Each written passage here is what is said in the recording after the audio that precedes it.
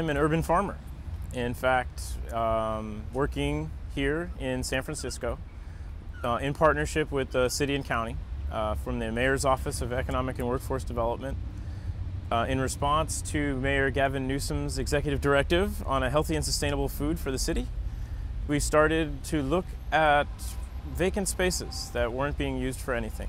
And a group of educators, designers, activists, gardeners, food interest groups, all sorts of people got together and started working on a project, and it became to be a community-run farm located in the center of San Francisco. It's called Hayes Valley Farm. Hayes Valley Farm is a community-run farm.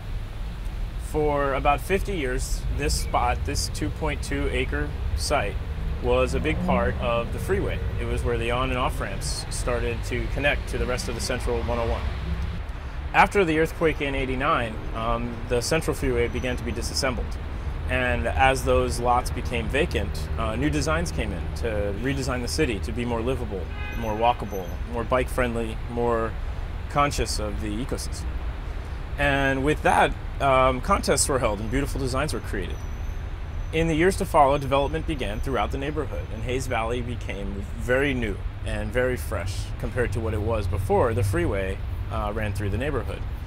That change sparked a lot of new ideas for the community and changed the community a bit as well. I'd say in 2008 there was an economic collapse, kind of changed the community as well, because at that point all of the new development was still to come, and a lot of the plans were put on hold once the economy crashed at the end of 2008. In the next year or two to follow, most development plans were halted, whether there was not enough money to build them or to sell them, or the real estate market had changed. And the city sat there looking at vacant lots that, again, were no plans for. And it wasn't shortly thereafter that the mayor, Gavin Newsom, signed the executive directive for healthy and sustainable food. With that, a new Victory Garden program was launched. There was a beautiful garden out in front of City Hall. And people were getting gardens installed throughout the neighborhoods. And the idea of gardening and Victory Garden style gardening in our homes and producing food in our homes became something that a lot of people really got interested in.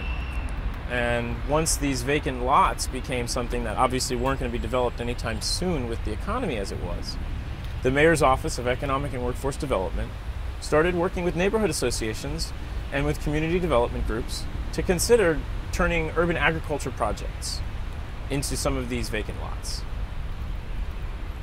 In 2010, the city and county gave us permission to open up the Hayes Valley Farm at this 2.2 acre vacant lot in the middle of the city.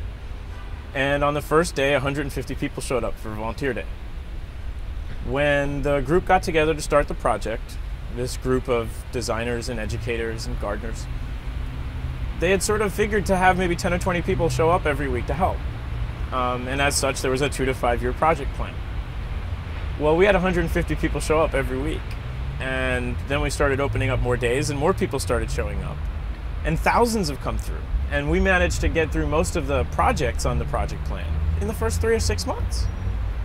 Within 1 year, there was 75,000 square feet of garden. There was 100,000 pounds of cardboard that was removed from the waste stream and used to build soil here.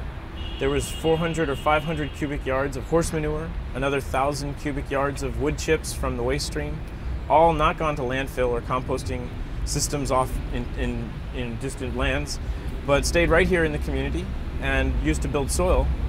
And now there is food coming in on a daily and weekly basis. If there were little farms and gardens all over town, in all the areas of the neighborhoods of all the parts of the town where people actually live, like this one was for this spot, then maybe, just maybe, we could actually find sustainable food systems in the city. It won't come from big spaces. It's going to come from people wanting to do it where they are.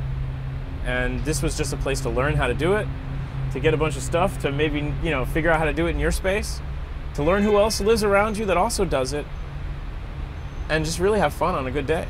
The volunteer days at the farm are, sometimes work, sometimes play. They're always fun. That's the only rule. The other rule, of course, is you have to drink water, because when you're having too much fun, sometimes you forget to drink water. And other than that, I think the unwritten rule is the freedom to fail. If you try to set up a garden in your backyard and it's going to feed you, you're set up with a lot of constraints.